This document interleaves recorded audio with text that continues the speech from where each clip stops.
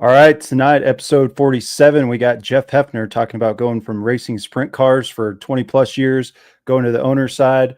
We're talking about Blair playing Gumby to fit in a lightning sprint that was not his size, and hopefully some high limit if we get some time for the Gold Cup. So here we go.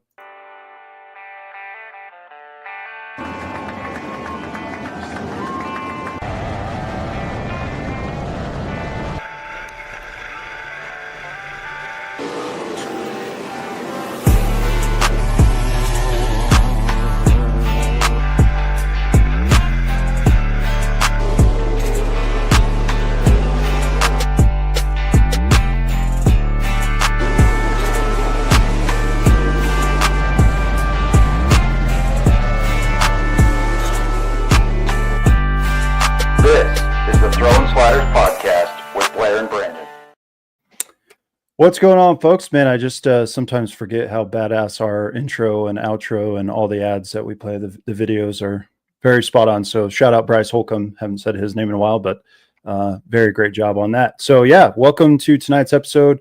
Super excited to have Jeff Heffner on. I'm learning about him for the first time along with everybody tonight. So ready to get into that.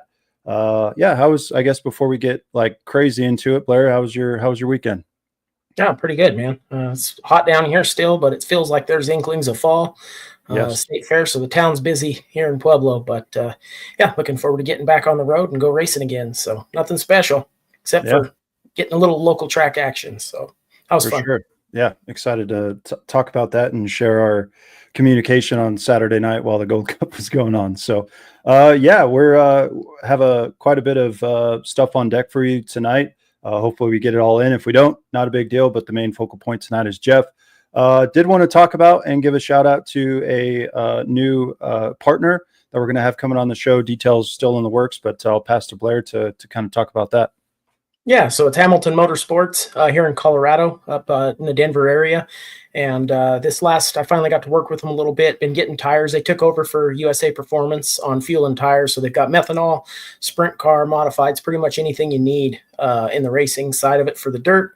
They went above and beyond to help me out. So excited to partner with them. We'll have some ads coming and we'll get some stuff together. But if you need their contact info, you can go to the Hamilton Racing Facebook page. They run midgets. Right now, they got some really nice cars and a beautiful shop. Got the Absolutely. tour. Looking forward to working with them. And if you need anything, we can drop a link in the bio and or send you their way, or you can shoot me a message. I can put you in touch with Sam or Mark, and you can get what you need. Yeah, and experiencing that, what was that, 2 weekends ago already at El Paso. Literally come to your trailer to drop off what you need. So that was cool to see, and had the trailer there with tires. So yeah, it's really a cool service and product and kind of business model they got. So definitely hit us up if you want their information, but more to come on that. But did want to throw that out there. And as always, we give thanks to Racing Rowdy Ranch, our presenting partner for this year. Again, still have some Throwin Sliders podcast hats available. You know where to get that. It's racingrowdyranch.com, and have over my head here, you can see some new merch from the Racing Rowdy Ranch plant, if you will. Some cool ones dropping theirs too. So we'll play that, and then we'll get Mr. Jeff Heffner on the show. Here we go. Racing Rowdy Ranch was created with one person, one adjective, and one place in mind: the blue-collar racer and the crew behind the scenes. A word that can describe these racers and crews and how they live. Finally, a place where the straightaways and turns are these racers' pastures and hills, all bordered by concrete walls that could share more than their fair share of memories, even after several coats of paint. We are racing. We live rowdy, and we long to be at the ranch, riding for the brand. An apparel company designed to showcase just that, push the limits every day, and be proud of who we are. Visit racingrowdyranch.com now to order yours today. Saddle up, strap in, and live rowdy. Proud presenting partner of Scrubbin' Tires Media and the Throwin Sliders podcast. All right, there we go. Mr. Jeff Heffner, welcome to the show, buddy. Thank you very much. Good evening. I'm excited to be here. Yes, looking forward to this as well. So I will, Blair obviously knows way more about you than I do. I'm kind of along for the ride, getting to know you, and I'm going to poke and prod questions all through the night. So don't mind me, but Mr. Blair, take it away, sir. Yeah, Jeff. Well, I mean, obviously, we just get right into it. I know we've got a lot of ground to cover. Excited to have you. So generally in the show, we just start off with a little bit of your background, kind of how it started for you. Obviously, you've been around the dirt tracks for a long time, and I've been fortunate enough to race with you guys, get to pit next to you a lot, and see how it goes. So, guys, obviously have a good operation, and we'll just get to see how that started, and we can start really wherever you want as far as background, and maybe from your childhood on, we can work backwards. Yeah, sounds great. Thank you very much. Also, just quick shout out to Hamilton Motorsports as well. They've been helping all the sprint car guys this year and really a thankless job, and they've done great work. So thank you to them before we get started. But you're right. I started, I really don't remember my start in this because it really happened. And I had steering wheels on strollers and little racing suits made for big wheels and things like that. So, it really started from the beginning. And it was really my father. He raced before I came around. He was a Lakeside and Inglewood racer around here in the Denver area and did that for a long time, interrupted by a year in Vietnam, came back and really took more of a business approach to it and really worked with the Rocky Mountain Midget Racing Association. And he was, president of the club, vice president of the club, board of directors, did different things. So I was really blessed to grow up in the sport at a good time. And Colorado has a really surprisingly strong racing history and pedigree that not a lot of people know about. But in the late 70s and early 80s, when I was starting to grow up, there was a really strong midget and sprint car contingent. I was really fortunate to, because of what he did during the week, see the business side of things. He was really responsible in like 1980. I think he changed the trajectory of open wheel racing around here a little bit because it was struggling a little bit.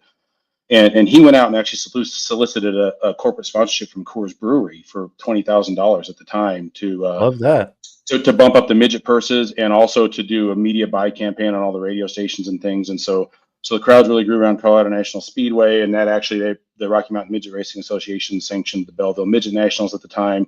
So it brought an influx of that was already on the way up, but it brought an influx of cash into that. And Stan Fox, who was a national hero, won the race that year. And so they just did a lot of things, and I got to see both sides of it and be close to the competitors. And the guys would come through town, and I'd get to see and meet the different guys as well as sort of the legends that were around here. So I was exposed to it on both sides at a young age. And, I don't know if I would have found it on my own or I was born into it, but I'm sure thankful I was, whatever the case is, because I've loved it from the day I can remember, and it continues right through today. So, and it's just, it was a lot of fun. And I got to do, probably a pretty unconventional childhood by a lot of cases, because we were on the road and different things. And, they were sneaking me into the pits under suitcases when I was 8 and 9 years old. And it was kind of ironic, actually, because there was a thing called the Swims Tour, which was the Southwest Independent Midget Series that a gentleman named Mitch Miller, who's also a Denver native, had started along with the Belleville Nationals. And he was very integral in the start of the Chili Bowl as well. It's his series, and they did it every fall. It was like 10 races in 14 days through the Southwest. And all the racers would go there because the seasons were over everywhere else. And I'd get to go that. And I'd be in a motorhome with Mitch Miller, who ran it, and Bill Hill, who was the part of it, and my dad. And because I still had to hide under all the suitcases and do all that stuff to sneak in because they didn't want to get caught, I guess, smuggling a kid in.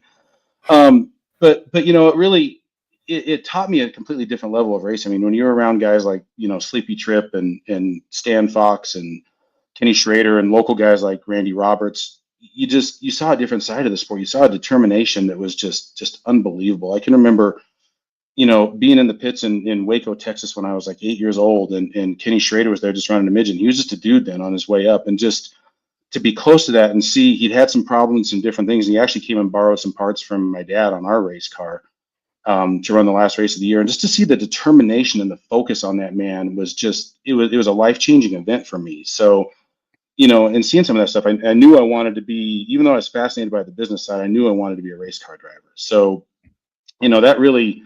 that was really a moment that changed my life for me and where I wanted to go with things. So, from there we raced around Denver a lot. My dad got into the car owning business in the early 80s, and he had some really good drivers. He had Johnny Parsons Jr., who was an Indy 500 veteran, Dave Strickland Jr., who was around here, who's National Midget Hall of Famer and Hall of Famer around here.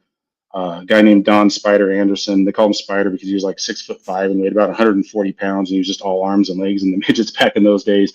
But he was really talented, and we would go and race all over this part of the country, and and just see what was what. And it was really a pretty amazing way to grow up, and just to be able to meet the different people. And I think be around the adults that I was at that point in time at a young age, really just changed my thinking for all of life and business as I got older. So, that's how I spent my early years. In the early 90s, I started to drive sprint cars. It was interesting, despite being born in this racing family and having steering wheels on strollers and things like that. They weren't terribly excited to have me go drive race cars, but I wore them out. And, again, and he'd been a midget guy, but I actually talked him into going sprint car racing, which, makes perfect sense. 17 years old, and let's go hop in a 410 sprint car and go race and see what happens. And, it was a little bit of an adventure when we got started. And it was myself,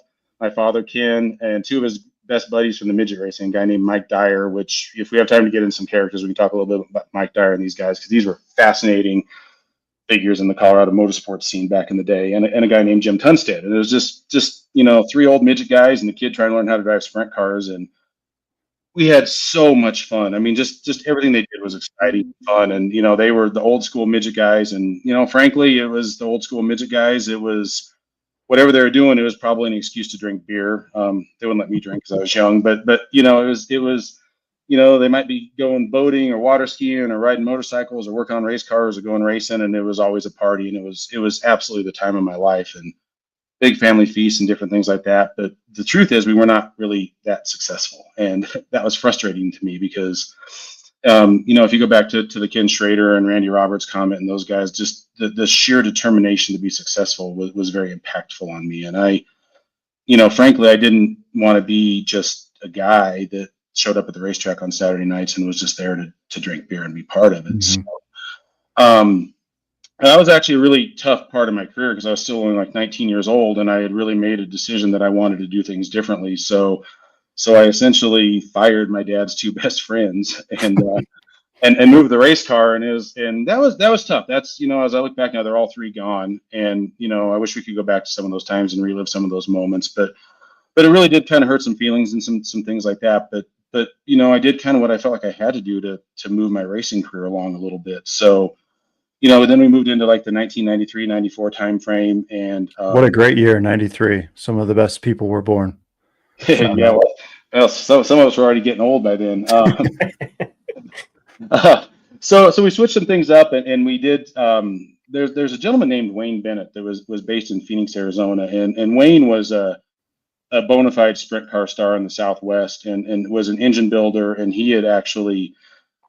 He'd worked for Shaver Specialties in Los Angeles back in the mid 80s. And he was really, along with Ron Shaver, the two that developed the Ford engine, the Casey Luna Fords that became famous in the World of Outlaws in the mid 80s. And Bobby Davis won a World of Outlaws championship with and stuff. And he'd gone back home to Phoenix and started an engine business. And for whatever reason, I think it was, you'll hear me talk a lot about determination and people tonight, because those are the two things that I think really stick with me the most in this lifetime in racing. I think he took a liking to me because I think he saw that I was just consumed by racing and determined to go do something. So he was building our engines and really took me under his wing. And then at the same time, there was a guy here in Denver named Joe McCarthy, who was also a bona fide sprint car star in the mid 70s and early 80s, and won races all over the country. And he got hurt at a Silver Crown race in Pennsylvania, and it really cut his career short. But he started building cars here in the Denver area for a lot of the regional guys. So we changed everything up. We got a Joe McCarthy car. We got a Wayne Bennett engine. I fired my dad's two best friends, which I really do feel guilty about today. But, you had to do it. Young and dumb, right? Young and dumb and excited to go make something of myself. And brought in a guy named Chad Scott, who was not a lot of racing background. He was an ex-Marine, and he was an engineer, and he could fix anything and do anything. And it actually was probably just about what I needed, because we listened to McCarthy and Bennett, and then he and I just did whatever they told us to do the race car, and we went out and just raced. And about the middle of 93, some things started to click, and we started to run a little bit better, and we started to lead some races and do some different things. And we weren't really successful, but we at least had some speed finally. So that was a step in the right direction. So when that year ended, at the time, there was also every winter, there was, for 3 or 4 seasons, there was a deal in Phoenix called the Slick 50 Sprint Car World Series. And it was 10 weeks in a row in the wintertime, and it was broadcast on national television on the Nashville network at the time, and all the sprint car guys would come there and race. So, Wayne Bennett invited me down I was going to college at the time as well, working on an engineering degree. And Wayne invited me down during my Christmas vacation just to kind of be a lackey at the shop and work and do things. But anybody in the sprint car world was there at different times. So I was so fortunate. Then I just soaked it all in and took everything in that I could within that, and then came home and we did a bunch of work on a race car and changed some things around. And then we went back to Phoenix that spring, which would be the spring of '94, to go race with the Sprint Car Owners of Arizona, which was a pretty big 410 sprint car group at the time. And run those, we ran once at Manzanita and 3 times at Canyon Speedway. And so funny, do we have time for a funny little sidebar story here? Absolutely. Yeah, absolutely. So we go to the first Sprint Car Owners of Arizona race, and they get there, and then the president of the series was a guy named Glenn Stewart, who was a chassis builder down in the Phoenix area, and again, pretty well known. He was part of that Stanton Challenger, all Ellis. There's a lot of those guys down there at the time. He was the president. So we go to the drivers' meeting, and there was so we get to the end of the drivers' meeting and asked if there was any rookies there, and there weren't any rookies. And they asked if there was anybody that was racing with the SCOA for the first time. So I raised my hand, said, I'm here, and I look around, and there's one other guy in the pits that has his hand raised. And there's a guy named Ricky Hood, and I know you guys maybe don't have some of the history of the sport, but Ricky Hood was if you go back and look at his career, I'm guessing he probably has a Wikipedia page because he was really good. He was a 2-time USAC Silver Crown champion and a USAC National Sprint Car champion and an All-Star Circuit of Champions champion, and had won outlaw races and all that stuff. And he had just relocated to Phoenix and was driving for Johnny Herrera's dad. So it was me and Ricky Hood were the 2 new guys. So Glenn Stewart's like, okay, guys, we got to have a little separate meeting. And the entire time there, he looks at Ricky, he's like, Ricky, I'm sorry, we got to go through this. I know you know this. He looks at me, he's like, new guy, this is how we do it. And he just kept doing that over and over again. So I was like, oh, great. I was just, starting to get a little bit of confidence in this and feeling like I might know a little bit of what I'm doing and I belong. And then I get that feeding. So that was probably a pretty good shot at the time I needed it. But it went okay. We ran the first couple nights there. We were okay. By the third night, we were pretty good. By the last night we were there, we actually qualified really well, won a heat race. And, I led most of the main event that night. And then we had a fuel pump problem, and then I fell back at the end, and Ricky Hood won.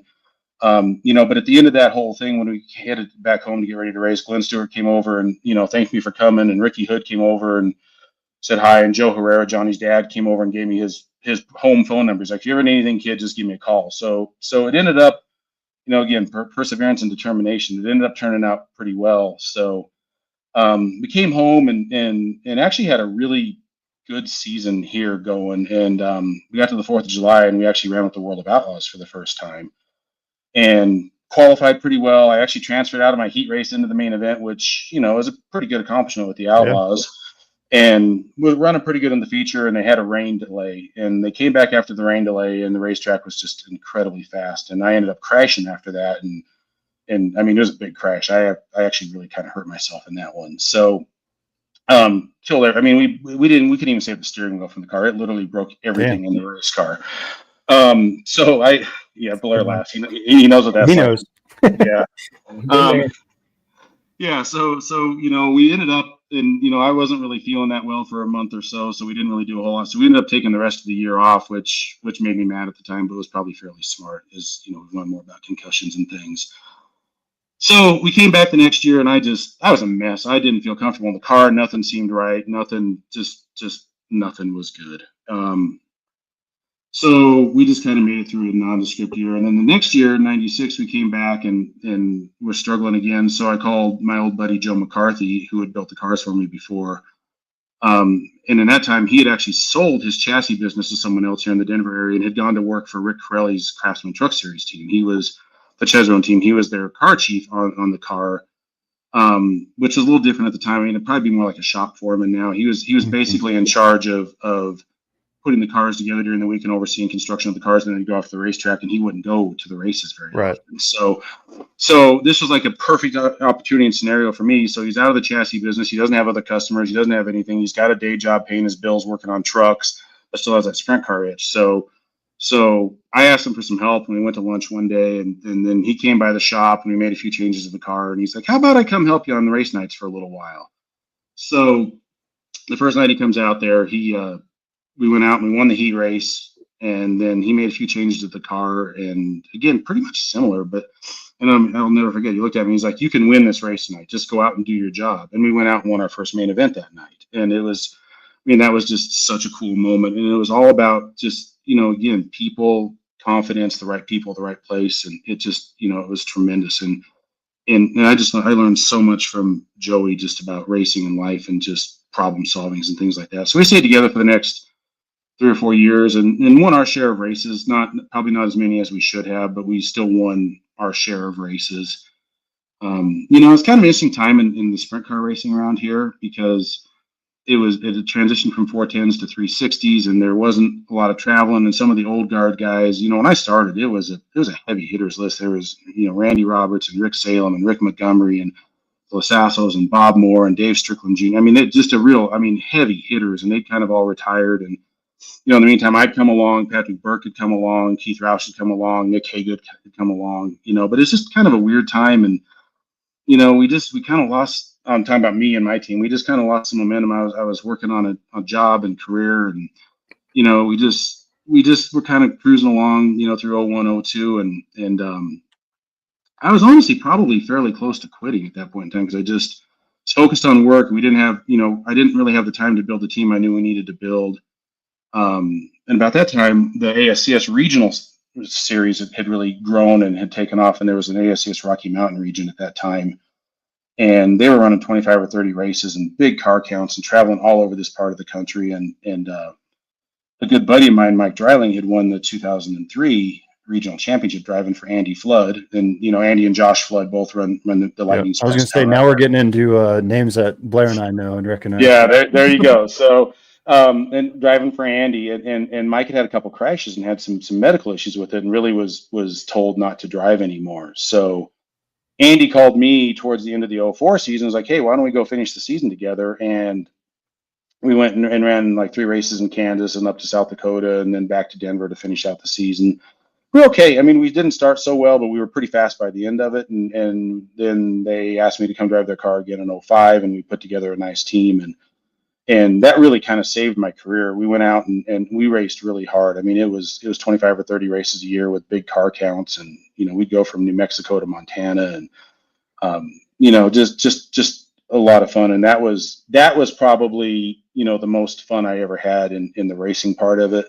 We were successful. We unfortunately never won one of the regional races. We ran second in a bunch of them. We won a couple local races and stuff, but we were good. We finished third in points the first year and second the second year. But again, this is where at the time, the Harry Conklin 5D was out winning the championship with Gary Taylor driving the car and Mark Matejka as the crew chief. So, fast forward to Matejka Heffner Racing 20 years later, that's, Mark and I had known each other. Honestly, we both grew up in Westminster in the Denver area, and he's a couple years older than me. He claims to be younger, but he's actually a couple years older than me. So then we went to the same high school. We both went to Westminster High School, and he was a senior when I was a sophomore. So Mark and I had known each other for years.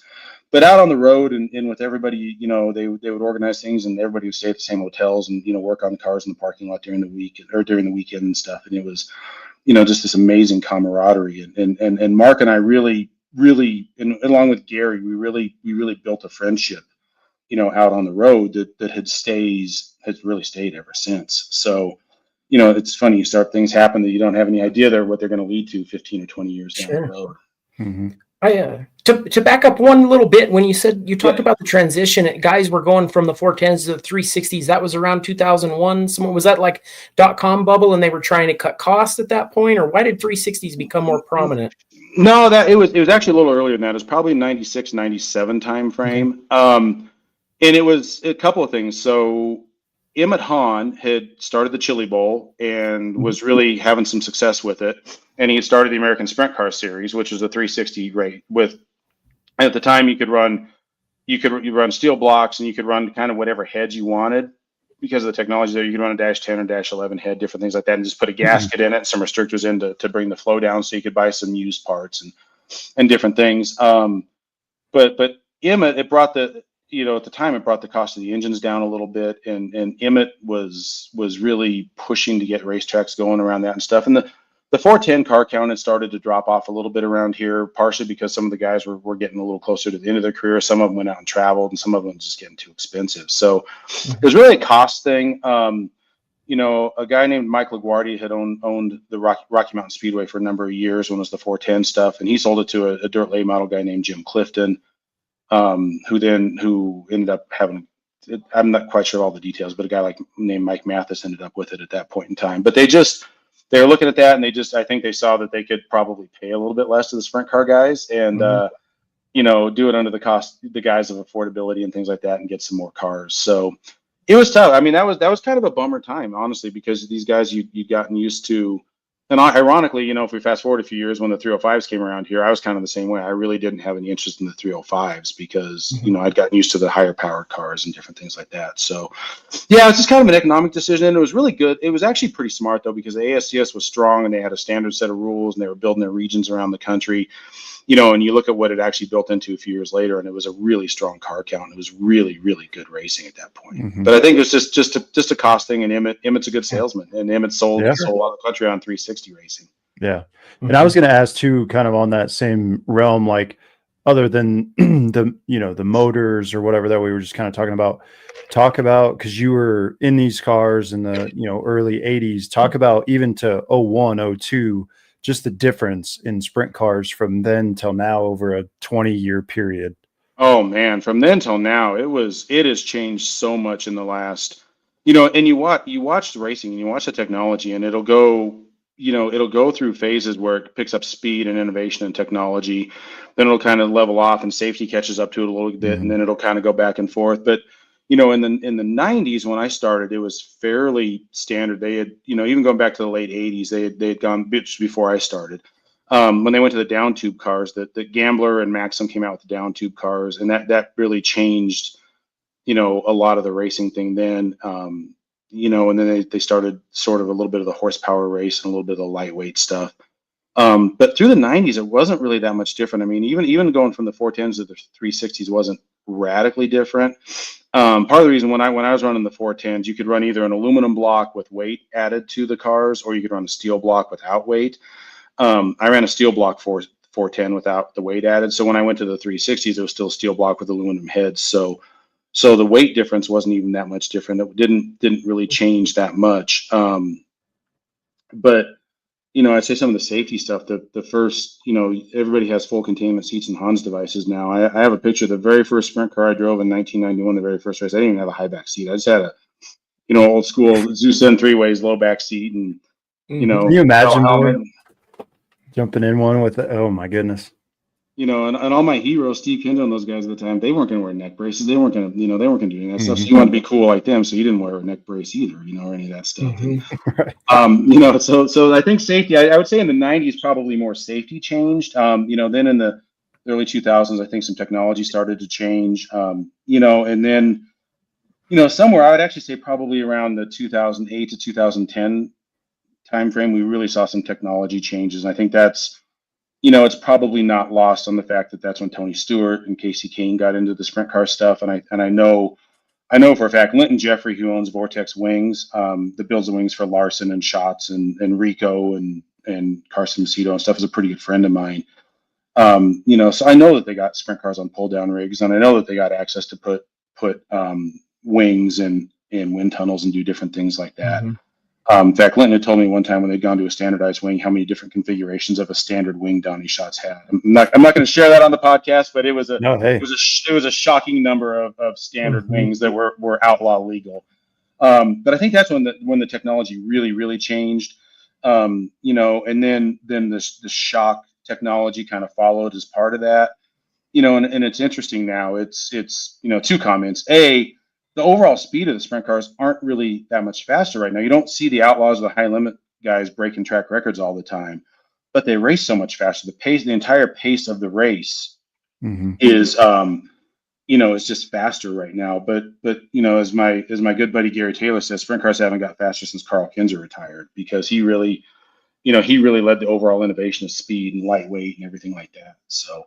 But they are so radically different now, and I honestly think it's a really good question, by the way, and I think that's Father Time is undefeated, and everybody has their time, and time runs out. But I honestly think with most of from okay drivers to exceptional drivers, I think that we go through these technological changes sooner or later. You just, even more than age, I think it's just the feel doesn't feel good to you. It doesn't feel right. I know, I remember, Steve Kinzer and Sammy Swindell were amazing because they went through 2 or 3 massive changes in technology and were still good. And I think that, I've heard Steve just in interviews and different things talk about just how, he quit feeling comfortable in the cars and different things. And I think that they are so radically different. I don't think I could begin to drive a modern day sprint car. I think I would feel so lost and uncomfortable because it wouldn't even be close to the feel that I had in my first 10 or 15 years. I wouldn't even know what to do with it at this point, which is why Adam drives for us now. I was going to say, you made the right decision then.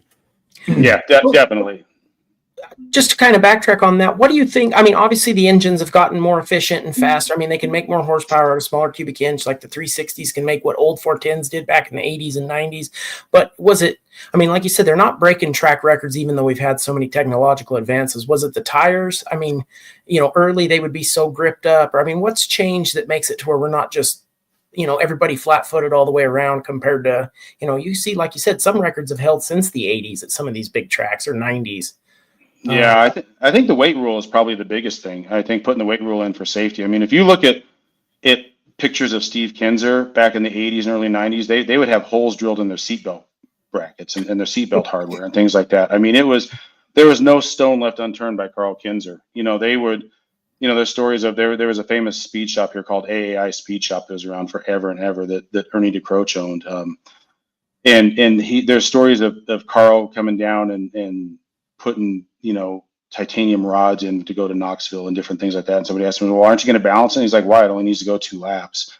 So they plan on changing the engines after qualifying. So, I really think it's the weight rule. Even at Knoxville, like in, I don't know, early 2000s, mid 2000s, they had the 1,200-pound nationals, which was trying to, it was a 410 race they'd run before Knoxville, and the cars had to weigh 1,200 pounds without the driver in them. So, which was heavier than the Outlaw cars at the time. But if you think now, I mean, an Outlaw car today weighs with a driver is 1,425 and an ASCS car is 1,500 pounds. So the cars now weigh more than they did 20 years ago. Even with all the lightweight Stevie Smith titanium stuff and all the other stuff, they still weigh less than they did. And they would, they had lighter frames, they had different things. I mean, a lot of it is chasing safety and making the cars safer. Seats are heavier, frames are heavier, everything. But I think it really comes down to weight is the biggest thing. Probably tires a little bit. I think when there were no tire rules with the Outlaws and you could run Goodyear or Hoosier or American Racer and, you'd watch those guys, Carl Kinzer and Steve, I think they'd pretty much put a new right rear on every time they hit the racetrack. So, they had tires that would last only 2 laps. And I think that built more of the top speed than maybe what we have now. Now you have to make a tire last all night and you have to run the same tire and you have to run, even the Outlaws are on a version of a spec tire. I mean, they don't call it that, but sure. You have to run a specific compound and stuff. So that makes it a spec tire, in my opinion. Yeah. Yeah. And they took camber out of it on this last iteration and stuff like that. So it's like they are trying to slow them down and make the racing better, which I'm always fine with. But I mean, it's like the cost hasn't come down. So, it's like a tire that's, but I would say to that point too, it's like, setting a track record is cool for the audience, but I would say that in general, the consensus, if you're watching a race up in the stands or on TV, you'd rather see, and this could be said for asphalt racing too, all the way up to NASCAR. Like you would rather see a complete race, great, battles for the lead, battles for 5th, 10th, whatever you're saying, rather than, oh, wow, he set the track record and then the racing's dog shit. You know what I mean? Like, I feel like that's just a better product in general. It is. It's a much better product, I think, now. And just, it's, you want to be careful. You don't, hope there's no NASCAR lovers here, but you don't want to go the way of NASCAR where everybody's within a 10th of a second and nobody can pass anybody. But, that's not necessarily better racing. But I think, the fact that the cars can, I mean, they race, if you look at them, they're much more apt to break an 8-lap track record or a 30-lap track record if apps go green to checker than they are a 1-lap track record. Sure. So, I think you can carry when the track slicks off and stuff. You can just carry so much more speed now, and I think that a lot of the innovation has been geared toward that. Mm-hmm. Yeah, sorry to sidetrack there. So continuing on the conversation, you're just on the verge of World of Outlaws. Well, we're just on we're ASCS stuff, so we were on the verge of American Sprint Car Series stuff, and we were off running the region and doing that stuff with the floods and. Again, making, building friendships with Mark Mateka that were going to become very fruitful a few years later, things like that. So we did that for 2 or 3 years, and then like everything kind of ends. And in that case, it was my little buddy Josh, who was just a little shop punk. I think he's listening tonight. That he wanted to go racing. So they wanted to build their family thing. So I went back kind of to my family team, and ran that around some ASCS stuff. And then in 2009, we had the grand idea. We go back to Knoxville a lot for racing and different things. And my dad, at that point in time, he was getting ready to sell his business and retire, and had really fallen in love with Pella, Iowa, which is just like 10 miles down the road from Knoxville, and decided to buy a house there. And maybe just didn't know it. Airbnb, rent it out, do something. Well, they went back there to work on it and fell in love with Iowa and small town living and everything. So they moved there. So 2009, we had the grand idea of racing weekly at Knoxville, which is a great idea. Didn't actually work out that well. And we're going to run ASS. Hard on stuff. It is really hard on stuff. And we started the year okay. Then I got, I could qualify pretty well there. Racing was a little different in the dirty air, but I was trying to, at the time I had a pretty good job, and, still have a pretty good job, fortunately, which pays for this stuff. But, I had a lot of demands on my time. So I was essentially flying back on the weekends to race. We had a crew chief lined up, and that kind of fell through. So I ended up about halfway through the season, flying in and trying to get ready to go race, and racing and then doing everything, and then flying back home. And, when you're trying to race against Brian Brown and those guys, that's not really a great plan. So, it was great, again, because met people, like I mentioned, Linton Jeffrey earlier, that we're pretty good friends, and he lives in Prairie City in Australia. It's amazing how many Australians live in Knoxville. They flock to Knoxville. They all love it. But I met Linton back there, and, he helped me a bunch. And we actually, one really cool thing we got to do when we were back there is they would do Friday night test sessions. So one night, I don't know if this is a compliment or just a statement of where we were, but they wanted somebody that was not going to get a ton of attention to go test a wing for Tony Stewart, because Tony was getting ready to go do a lot of sprint car racing, and the wing rules weren't quite what they were. So Linton built a wing that had a bunch of really cool stuff in it, and sent me with it to go test. And we went out there, and we were like super fast, and people were kind of watching. And then no sooner did we do that, we broke our rear end and ended our night of testing.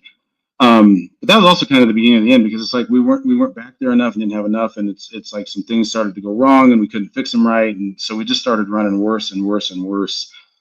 And then it's just like, okay, well, either gotta step up and move back there and really fully commit, or not. And I was in my mid-30s then and had a good career, and I've always tried to be a little bit of a realist mixed with an optimist. And, I knew that I was much closer to the end of my career than the beginning. So it's like, no, I should probably take care of business and not do that. So it was great. I mean, we learned a lot. We were quick. We met some great people, but it just wasn't terribly successful. So we came back here then and ran around with some ASCS regional races. And that's about the time the URSS started with the 305 series, which, as I mentioned earlier, I didn't, I became kind of the product of what some of the other guys did when they went from 410s to 360s. So I was about the same age they were then.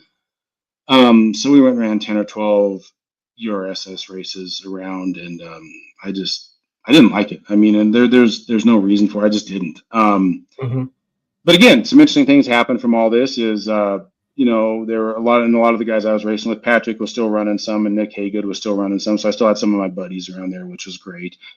Roush was running some of them, but there are two kids, Jake Bubach and Adam Trimble, that had come up into the 305 stuff. And I was racing with those guys, and it's like, man, these guys are pretty good. No offense to anybody else that came along in that era, but it's like, these guys are good. And, I obviously knew Jake because I knew Rich. I had known his dad for forever, and I didn't really know a thing about Adam Trimble. And, there's a little redheaded kid and his little red number 34. It goes out there, and I was racing with him. And I'm like, man, this guy races me like Keith Roush races me. He's good. He runs hard and close and clean, and we go, we run wheel to wheel, and I'm just like, man, he's pretty good. So it just, and talked to him a little bit in the pits. It's like, hey, it's a pretty nice kid too. So it's all like, again, just kind of go on with life. But again, another kind of funny story. You fast forward 10 years or whatever it is. After we called Adam to come run the car, and then we had everything set up, and the first race we go to is at Calhan last year. And Adam, we've had all winter. He's been at the shop, a dozen times. We've talked on the phone 100 times. and we get to Callahan the first time. He's like, "Hey Jeff, do you remember the last time we were here racing together?" And I said, "Yeah, kinda, maybe." He's like, Do you remember me running over your front end and knocking your front end out of the car?"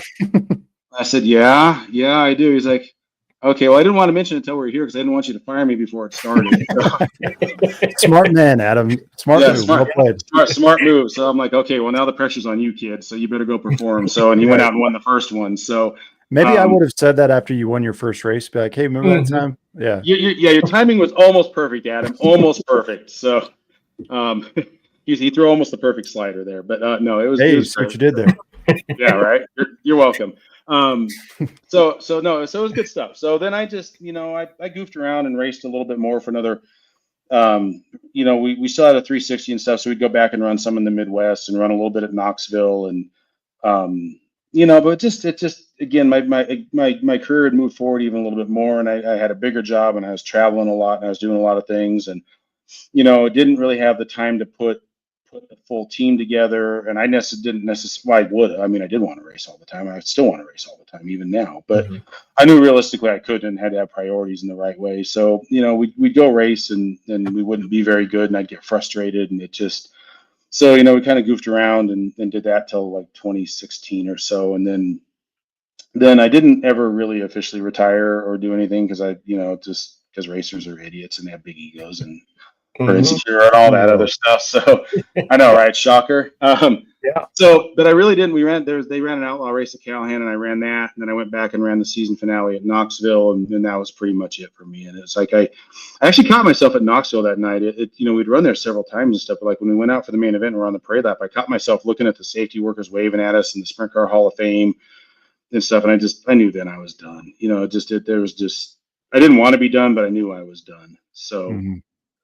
So then that kind of starts moving into the formation of Mateka Heffner Racing, even though it's 6 or 7 years before it happened. But as I'd mentioned, Mark and I had been really good friends for a number of years, and had stayed really good friends, and would do a lot together socially and different things like that. And and he would come help me a little bit when I was wrapping up my racing career if he had a weekend off, just because we were buddies. I mean, I think it drove him nuts because he knew we had no chance to win, but he still went with me because we were friends.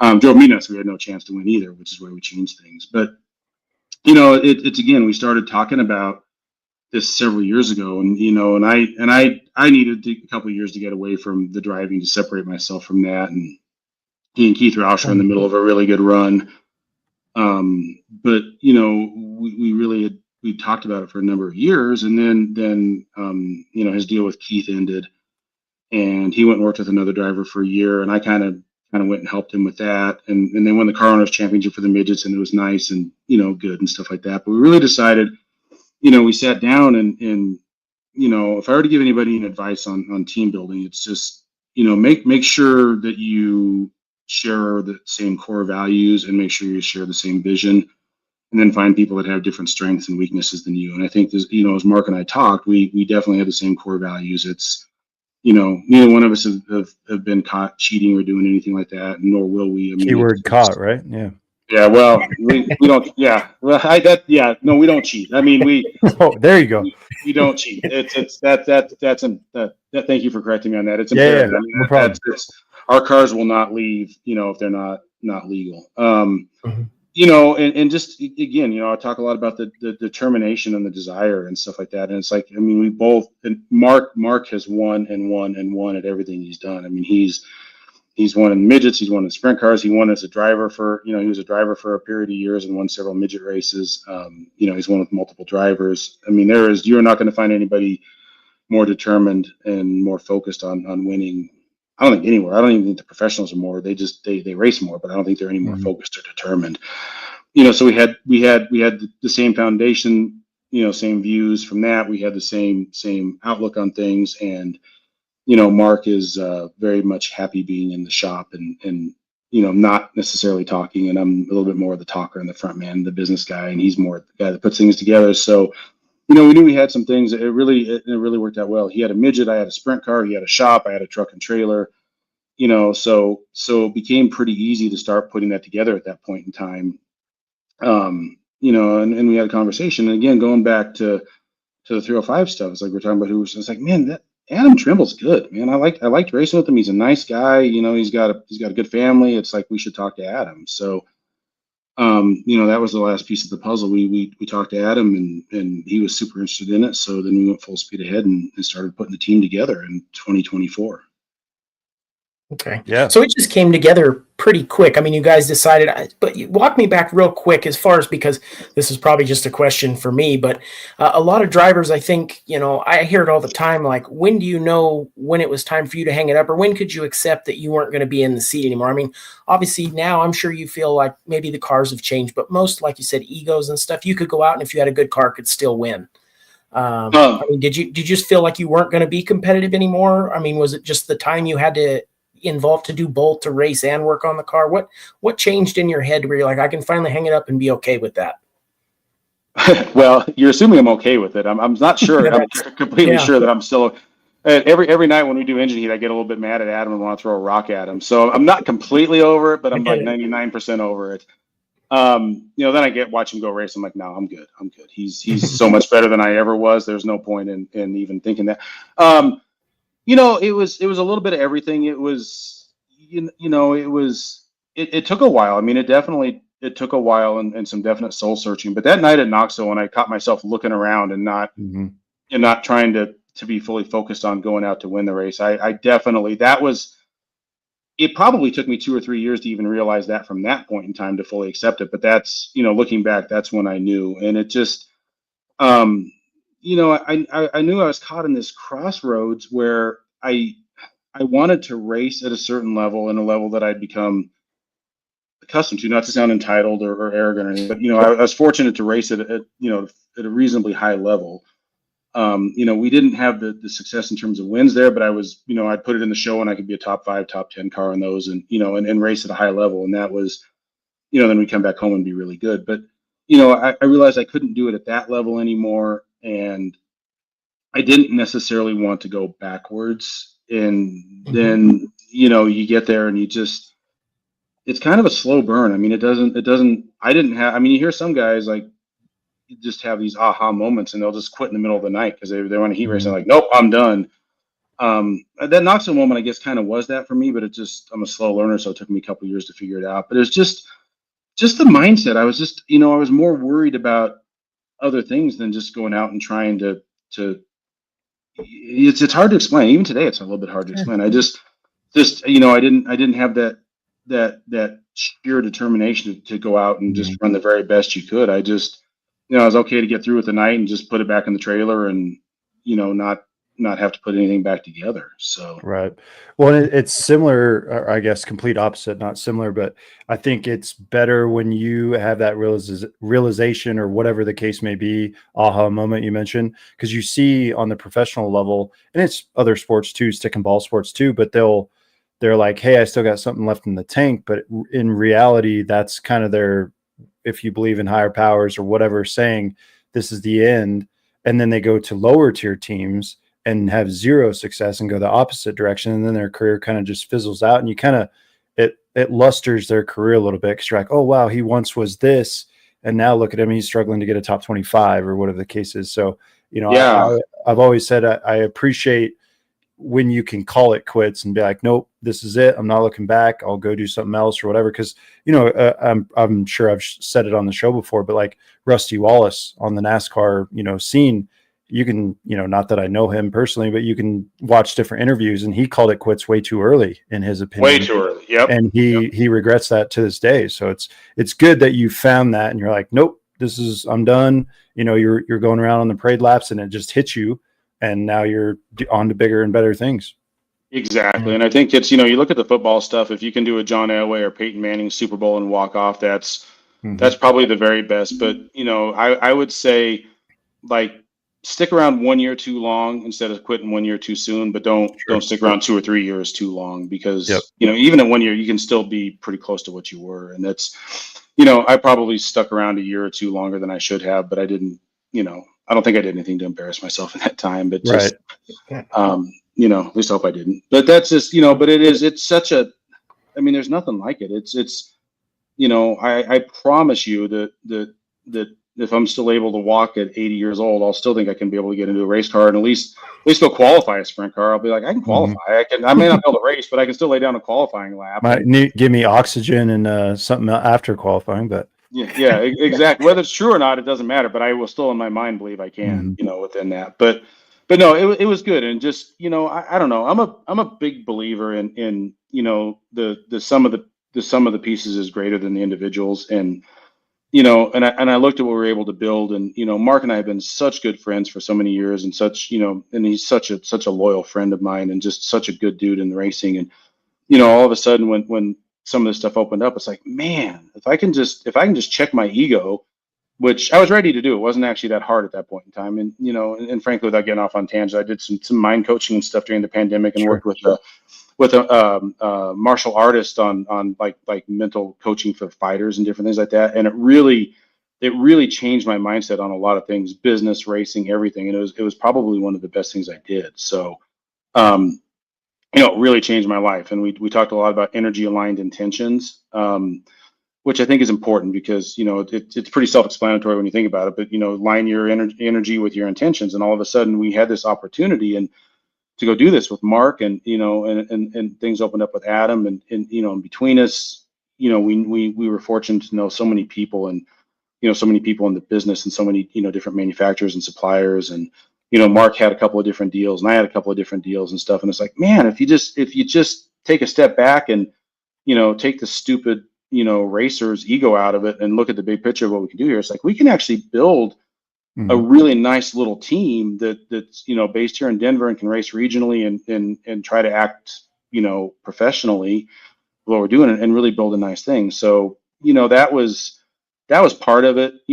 I will say that I'm very fortunate. I think that the fact that, again, you hear me talk a lot about people, the fact that the situation opened up with Mark being involved, and then with Adam has made it really easy for me to transition from owner to driver, because I really like Adam. I've known Mark for years, know how he works. And, just a little side story and backstory, with the number 5D, we picked the number 5D, which is a fairly famous number in the Colorado world of racing. And if you go back to, I know Adam touched a little bit on this when he was on your show, but if you go back to the very beginning of racing here in the Rocky Mountain region in the 1940, a guy named Lloyd Axel, who is a National Sprint Car Hall of Fame and Midget Hall of Fame guy, and he started the RMMRA and all that stuff. He drove a number 5. And that number 5 went from him to Eddie Jackson, who won a bunch of championships, to car owner Harry Conklin, to driver Randy Roberts, who made the number really famous around here. And then they entered Mark, because Mark was with Randy forever. Mark and Randy are still business partners, along with his wife, Randy's wife, Cindy. They have a heating and air conditioning company here in the Denver area. And we actually run the car, the 5D, out of Randy and Cindy's shop where they have their business. So, just the whole people thing, it's like, wow, this is, and I am, Brandon, I've heard you say multiple times, you're a student of the sport and a history buff on this stuff. But, all of a sudden then it's like you go from, on the driving side, you go from Lloyd Axel to Eddie Jackson to Randy Roberts to Kenny Lewis to Gary Taylor, and now Adam doing his part in that as well. But then you have Harry Conklin, Foss Campbell, and Mark Mateka as these Hall of Fame owners and crew chiefs. And the fact that we have a direct line back to that. And, Randy was, we could get into a whole different story. Randy's father-in-law was the late, great Sam Sauer. And when my dad was, all these kids that grew up in North Denver in that time would go to these little gas stations and look at the race cars that were going to Lakeside on Sundays.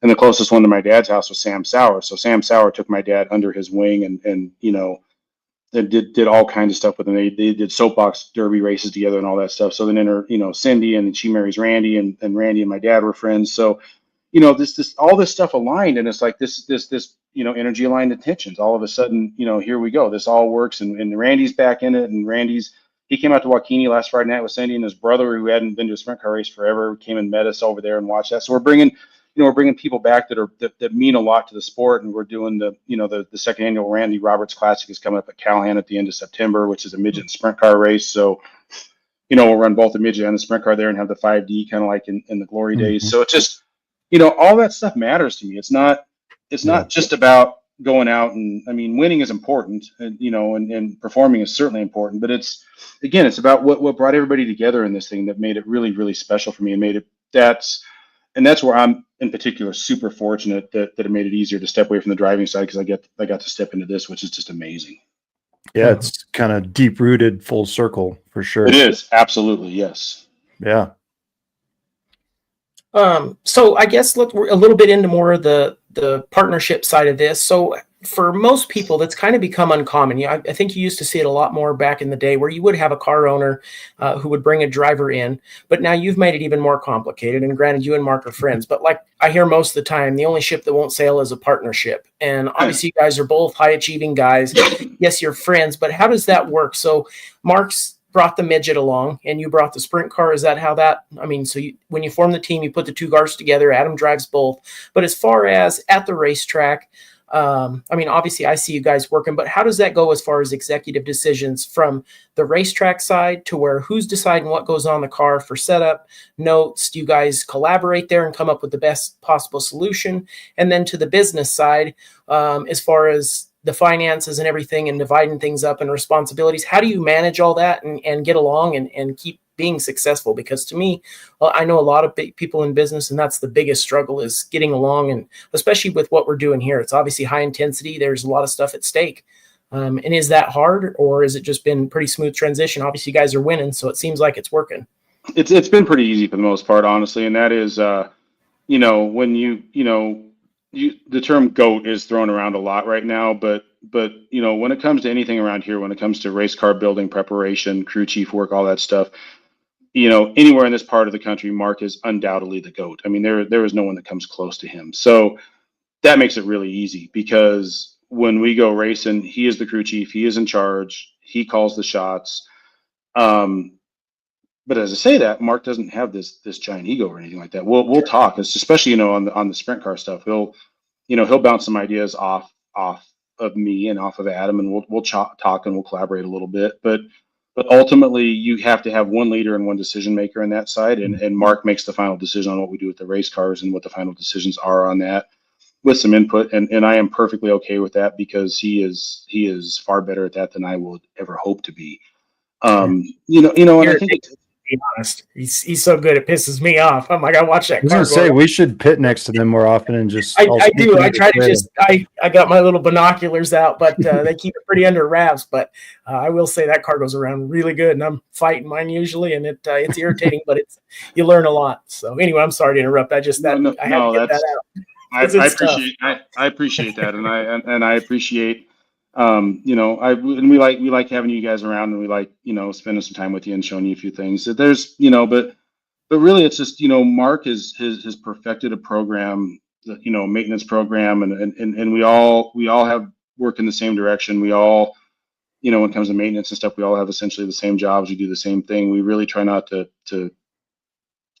guess at a lot of stuff. So we know things are done. We know they're done right.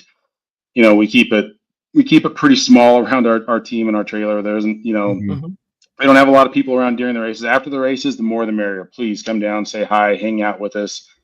We're not drinkers. We don't have any beer with us, unfortunately. We kind of chuckled. We won a race earlier this year in Gillette, Wyoming, and we looked, and there was this one mystery Bud Light in our cooler, and we have no idea how it even got there. And Adam kind of laughed. He's like, well, that's about perfect. We have one beer to split between all of us for winning a race.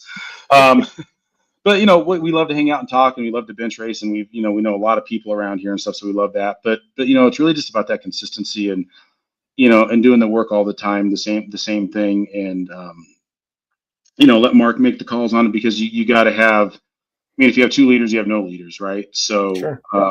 That's been pretty easy to do that, and it's worked really well. And Adam's really good at giving the feedback from the race car, and he's really good at the feedback of what he feels, and he can really explain it well, and he can break things down, so that it makes sense to Mark and I both, and then but Mark will throw something, like, again, especially on the sprint cars. I don't think it's like, am I crazy? Should we do this? I'm like, no, I think that makes sense, or I don't know, maybe not, but that's the rare exception when I say maybe not. It's usually a pretty good idea if he's got it, and if he visualizes it, then states it, then it's usually probably going to be pretty accurate. But that's pretty easy on that side of it.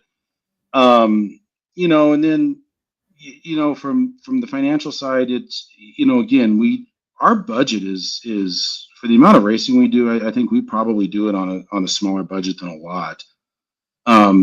and I think part of that is because I'm literally knocking on wood right now. Adam doesn't tear up a lot of equipment. We don't have a lot of DNFs or mechanical failures. So that helps because we usually can, make a little bit of money on the night and don't tear some stuff up. But, we work really hard at it, and we know, fortunately, Mark knows a lot of little tricks to do things, and I think we can do some things a little more cost effectively. And then, I'm a professional salesman for a living. So, I can go out and I can sell our team and our stuff on some product deals. So, we're very, very, very, very, very fortunate to have some really good partners in this that help us where they can. It's the days of getting free parts are long gone because the parts are too expensive and there's not enough margin in racing, and we're not a World of Outlaws team. So, Sure. but you can still get deals, and you can still negotiate deals, and do different things like that. And I can kind of, they jokingly call me the cruise director sometimes because I make sure everybody knows what's going on and how we've done on a race and different things like that. But it keeps, and it is partnerships. There's, these companies don't need to help us. We're just these little regional teams. But it's, that's been another thing that's been so amazing about the American Sprint Car Series and the resurgence of the ASCS and the World Racing Group buying the ASCS, and having that, and the fact that Brian Dunlap, who is in full transparency, is a good friend of ours, but he runs all of the, he started the Dirt Vision stuff, and he oversees the Extreme Midget Series and the ASCS, and has big influence over the World of Outlaws, and he just, they drive this down, and they make sure that the regional teams and stuff get publicity. And it was, again, not trying to brag, but it was kind of cool. We went to PRI last year in Indianapolis, and we walked into the Kaiser Wheel booth, and Wade from Kaiser Wheels has helped us tremendously on product and different things. And we walk into the booth, he's like, "Hey boys, it's pretty nice to sign up a new team and see on the front page of the website every week." I'm like, "Thanks, man." So, and then he gave us the VIP tour, and, made sure we got stuff and different things. So it's like, okay, that's good. I mean, we're, and by the way, if anybody's looking for wheel, buy Kaiser Wheels. I hope you guys don't have a wheel sponsor, because Kaiser Wheels are the best in the business. We can sign up Kaiser if you'd like, though. That's what I run. Yeah, you should. Well, there you go. You should talk to Wade. He's amazing with that. So, but just, things like that. And that's kind of my lane. And Mark and Adam are not terribly interested in that part. I mean, they're interested in it. They just don't want to do it. So, so they let me take the lead on that part of it. And then, Adam obviously does his part as the driver. So, going back to what I'd said earlier on, it's, make sure you have core values and core vision, but different skill sets. And we all three bring we share the first two, and then we bring different skill sets from that. Sure. So it's really, I knew we had high expectations, and I truly thought we would win races and be competitive, but it's gone better than I thought it would. And it's been easier because we all like each other. I mean, that's a really nice thing. We genuinely like each other. We have fun going up and down the road, and, we tell a lot of racing stories, and we talk a lot about racing, but we talk a lot about other things, and, just talk a lot about life, and, just get off on tangents and different things. And we just have a really good time when we're on the road. Yeah, that's a big key to it, for sure. Oh, sorry, Brent. Have you guys thought about running more national tour shows? I mean, obviously with the success you've had here, I see you guys being competitive with that group. It doesn't seem like it'd be a problem. I think so. It's we went to Waukene, and we got ourselves behind the 8 ball and pretty quickly, but in qualifying, and we made some good ground, and made it out of the heat race and transferred to the feature. And then we had just strange thing. We had a $7 fitting on the master cylinder brake in the main event and lose brakes. It's something that one of the strangest DNFs we've ever had. Callahan, we had a weird thing happen in qualifying, so we had to come back out at the end. What was that, by the way? Because I was curious. It was, well, I'll tell you what it was. It was a really strange thing. So we went out, we did engine heat, we did wheel packing, we did hot laps, and then we went down to qualify, and Adam went to push off, and we had no oil pressure. So for some reason, just in that quick order, just that quickly from the time we shut the car off from hot laps to the 10 minutes later when we went out to qualify, the oil pressure gauge broke. Yeah, because I was texting his wife Tara, and I was like, Trimble's not firing. This is big deal. Yeah, just a weird thing. Just oil pressure gauge, just brand new oil gauge this year, and it just broke. So we went back to the pits and pulled the hood off and pulled the line off the oil pressure gauge and pushed it and saw oil go everywhere. So they started putting the car back together, and we were pitted next to a guy named Terry Easton, who's a national guy, and they jumped in and helped us get everything back together. Super good people. I went down and found Lonnie Wheatley and told him we had it fixed, and they'd give us a lap at the end. So he went out and actually laid down a pretty good lap. But if you miss your time, you can't make the inversion. So we had to start fifth in that. But to your point, Blair, that with the timing and scoring, they'd run the dash right before us, and then we ran the B feature, which we won. And our fastest time in the B feature would have been the third fastest time in the dash. So, I think we've got some speed. We just, we need laps. We need at bats. So I think next year, is ironic actually this year too. We didn't really intend to run the Northern Plains region. But we were going to go do a couple other national races because we had midget races to go run, and we had a problem with the midget engine in May. So we had to send it back to Stanton, and that opened up a couple of different weekends. And we kind of looked at it, it's like, man, why don't we skip? We were going to go to Hutchinson and Dodge City for some national races. Like, why don't we skip those and actually go to Rock Springs for a couple of nights? Because we'd run the first Northern Plains race, which North Platte, and we'd run 7, so we were pretty good there. And it's like, why don't we just, if our midget's going to be not here for a while, why don't we maybe change things up a little bit? So we went to the next 2 in Rock Springs, and we're fortunate enough to win both of those that weekend. Then we had one other conflict on the 4th of July where there was a 2-night midget race in North Platte, and there was a 2-night sprint car race, Northern Plains and Rapid City and Gillette. So we decided to go to Rapid City and Gillette, and we ran second to Rapid City to our good buddy Kelly Miller from Canada, and then we won Gillette, and that pretty much is like, okay, we're now committed to the Northern Plains You're tour. in it now. And it was really good. That's such a nice region, and those guys that run that are so good, and the racetracks are good, and the pay is good, and we loved it. But I think next year, I think we'd like to branch out and do a little bit more, maybe do a couple more extreme midget races and do a few more national races, and maybe just do a little bit more of that, because I think it'd be nice to see how we can do with it. So, any interest in doing like a Eagle or something for the high limit, swapping motors? We would love to. If we had a 410, we would love to go do the high limits race. We would love to get a 410 and just try to go run 8 or 10 races. There's, with some other stuff, but even, with this, there's the Stewart Alley Memorial's coming up at Eagle with the 360s, which is a national race in September, but it's the day after the Western Plains race here in Calhoun. So, it makes it tough to do some of that, but I think next year we'd like to maybe, we'll wait. We really try to not race for points, and we really try not to look too far ahead. So I think when the schedules come out, over the winter, we'll just try to find some weekends that look interesting and build a schedule off that, and then still keep it flexible to where we want to go. But we would definitely like to get out and travel a little bit more and get to a few more of the national races. Sure. Yeah. Well, yeah, I know we're kind of running up on time here, but I would just say from my, observation, kind of being with Blair a handful of times now at the track, you can tell when you unload, it's business. Like you mentioned, there's nobody at the trailer that besides who needs to be there, and it's just choreographed, it feels like, and you guys are a class act. So just wanted to throw that out there. And Adam, I mean, what can you say about him? He's, had a couple comments saying how good of a guy he is. And watching him just 2 weeks ago at Calhoun, come from the back, go to the front, get spun or spin out, do it all over again. I mean, it was just amazing, kind of in that Dust Bowl to watch his craft just bobbing and weaving through there. It was really cool to see. So hats off to you guys. Thank you. I genuinely appreciate that. We really try to clean too. It wasn't like he was just destroying everybody in front of him. No, he's a really clean racer, and we really try to pride ourselves on trying to maintain ourselves like the professionals do. We're not a professional team, but we really try to maintain ourselves as that. And I catch myself watching. I just enjoy watching Adam. I catch myself just enjoying watching Adam drive our race cars. So we're really fortunate with that.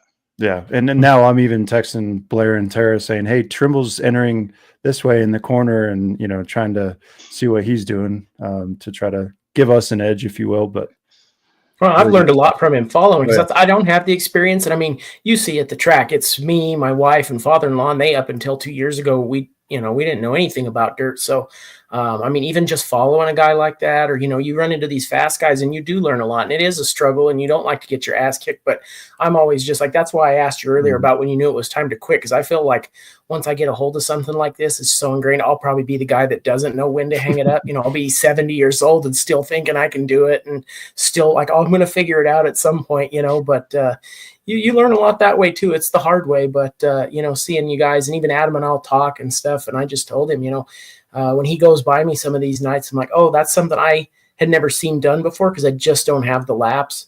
And then obviously, like I said, when the car's handling that good, I mean, I make mental notes of what that car's doing. And so it is cool to see at this level. And like I said, there's not a lot of teams like you. It's either really big money teams with the big haulers and multiple cars that are just hitting you on the road, or it's your local guys with 2 crew guys. And some of them are there to drink beer and some of them are trying to go. And so it's a really neat dynamic, this tour. Like you said, the Northern Plains, we ended up running more than we had planned on too. But, I'm starting to see some tracks and we run into you guys a lot there, and it's been a lot of fun. So, I mean, I tell, Jeff's a lot more approachable, but with Mark, I'm like, if you see me doing something stupid, just tell me, So I don't think he quite knows how to take me yet, but I'm going to keep giving him more shit as we go along. So it's a lot of fun. Do it. He's a nice guy too. He's really buttoned down, and I guess me personally, I try to not act so intense, but inside I'm like, I always feel like a duck on water, my feet underneath and my mind is going, but I don't ever show it like that, but it is fun. We do have a good time. And you learn a lot. You do. And then the more races you can go to, and that was another piece of advice I got when I was young, is get out and travel as much as you can, as quickly as you can. The more guys you can race with, the more racetracks, especially on dirt. I mean, the more places you can go, the better you're going to be from it. And sure, then pretty soon you come home and you're like, hey, I just won, or I ran second to Adam, or whatever the case may be. And it's just, I really have learned a lot out on the road. Who knew? I just, we went from, like I told you that, going back for a minute, like 2003, 2000, we were really good, like into the early 2000s. By 2003, I just, I was really kind of struggling. And then Andy called me, and I'm thankful for that to this day, that the whole Flood family took me in and we went and raced because I was ready to be done. And, we get out on the road and we race a bunch, and all of a sudden we came home to a race at Rocky Mountain in 2005. And I lapped up to like second or third in the heat race, and somebody came over and was like, man, what got into you? And I'm like, nothing. We just went out and raced a bunch, I found my groove again. I don't know. So it's important. No doubt.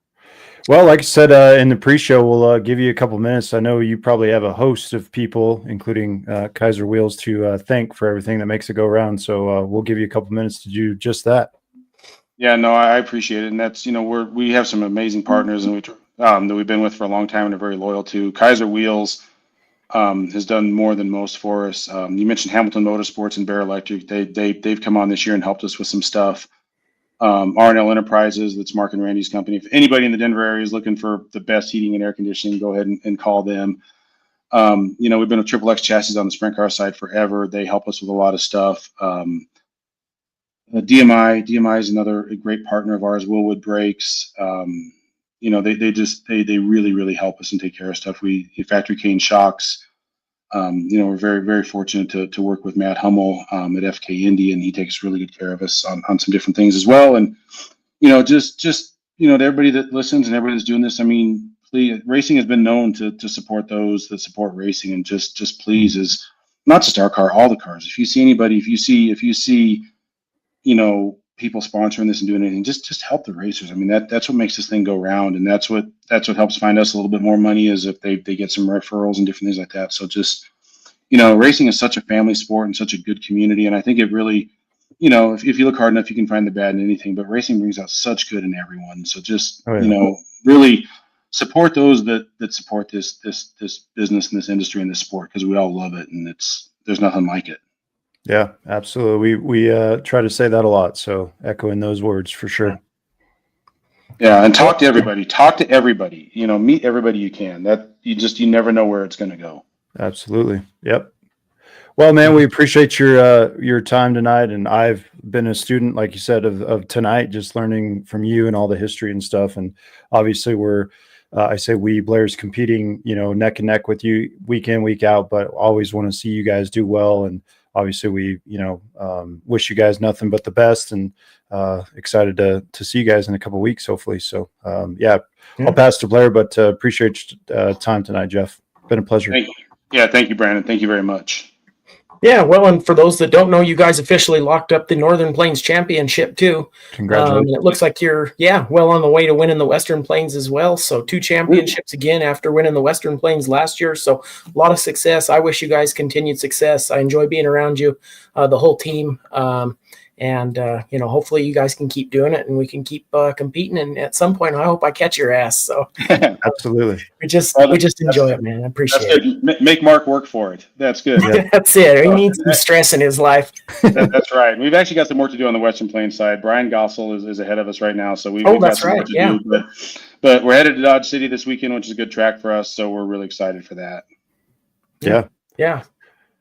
All right, buddy. Well, appreciate the time, and we'll be seeing you at the track here in a couple of weeks. So appreciate it, Jeff. Sounds good. Thank you so much. Yeah, man. Right on. Take Thank care. you. Jeff See ya. Heffner on the Throwin Sliders podcast. Yeah, I tried to do more listening than talking there. Great interview. So thank you, Blair, for getting that on deck, loaded up for us. Yeah, absolutely. No, I was very interested to hear the story. Like I said, I hadn't known. I knew he had a pretty, the more I start hanging around guys, they start talking about other people. And I started asking questions like, well, where did he come? I didn't know any of these people 2-3 years ago. And it's like, holy shit, they've been doing this for a long time. And so I enjoyed learning about it and hanging around them. And like I said, you could just tell some of the difference in caliber of teams, and not for some guys trying, but you could just tell there's a knowledge gap in some, and the intensity and experience of what guys are trying to accomplish. So they're definitely all business and a lot of fun to be around. And obviously, like we've had Adam on the show, he's from Pueblo and, my hometown, and just turned out we get to talk, and he's such a nice guy. So I always hate to lose, but if I'm going to get beat, I like to get beat by guys that I respect and think are good people, No doubt. Yeah. Great stuff. Speaking of business, we're going to take about 1 minute and 9 seconds to be exact, take a Mountain Ops break, if you will. And then we're going to talk about Blair's previous weekend and a little bit of Gold Cup. So again, hammering on it, Mountain Ops. If you haven't checked it out yet, mountainops.com. Made me chuckle and cough at the same time. Little plug there. Mountainops.com, code TS podcast, just as it sounds, spelling wise. 20% off everything you can imagine on there as far as supplements, merchandise. Obviously, Blair's rocking the hat. Taro's rocking the hat 2 weeks ago. So yeah, get you some Mountain Ops. As Jeff just said, supporting us supports the racing community, and it helps us as well. So go check it out, mountainops.com. And when we come back from the break, we'll talk about Blair's weekend and a little bit of high limit racing.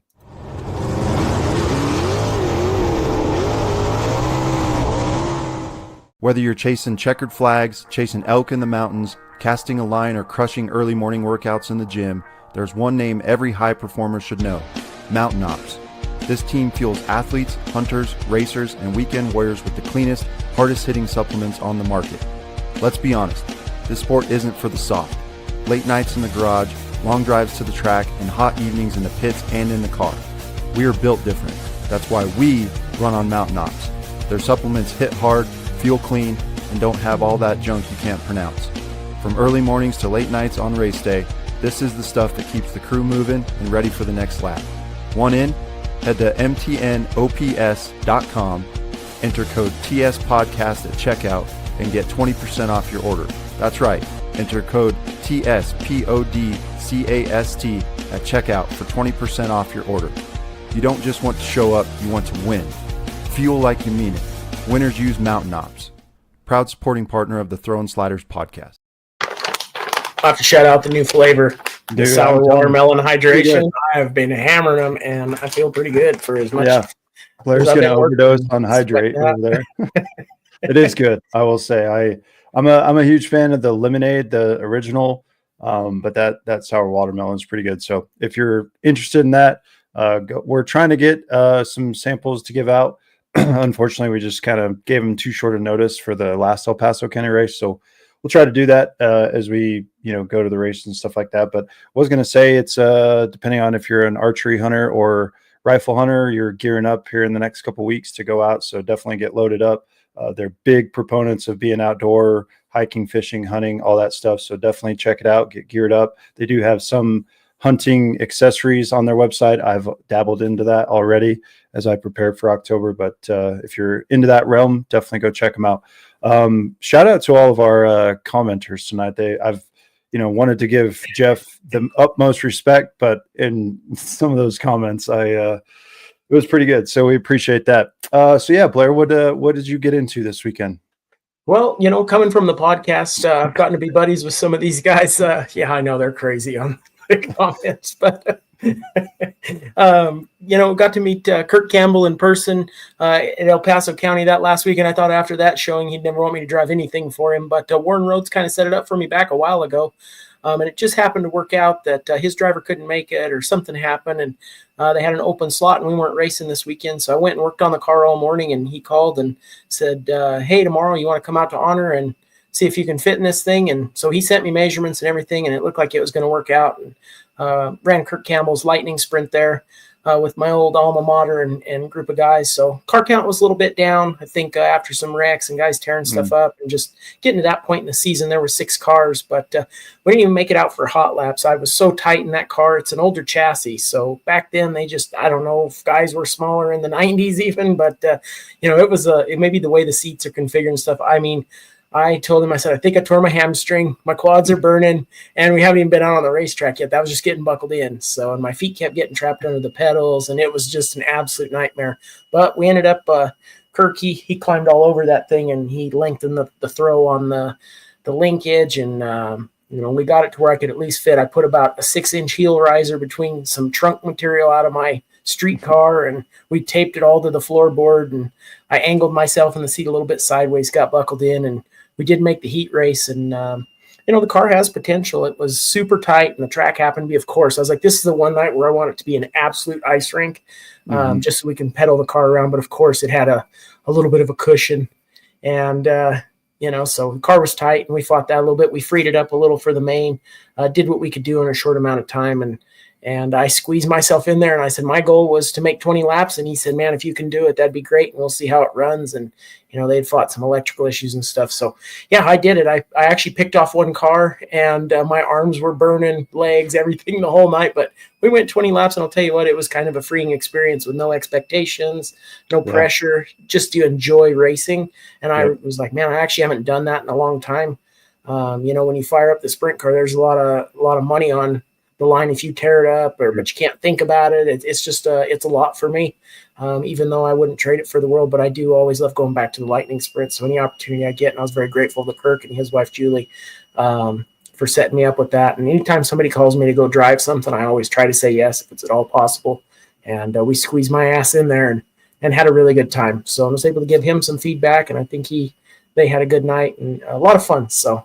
Yeah, Josh Flood smoked us. He was the only one who put me a lap down. Speaking of Flood, small world in racing, Josh Flood came around, and he finally got to me with a couple laps to go, and I was just hanging on for dear life.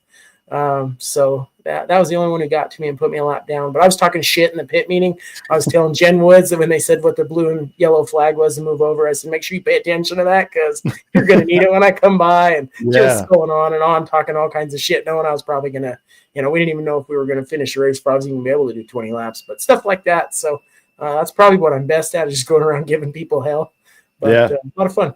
Yeah, no doubt. I'm glad you got back to kind of your roots and just enjoyed it. It's always fun to do that. So, and I guess we had to move. This is Barry. We had to move trailers and all kinds of stuff just so Blair could arrive and drive and roll out the red carpet. Yeah, when he's in your presence, you gotta bow down, baby. You gotta treat him as such. So glad you respect that, Barry.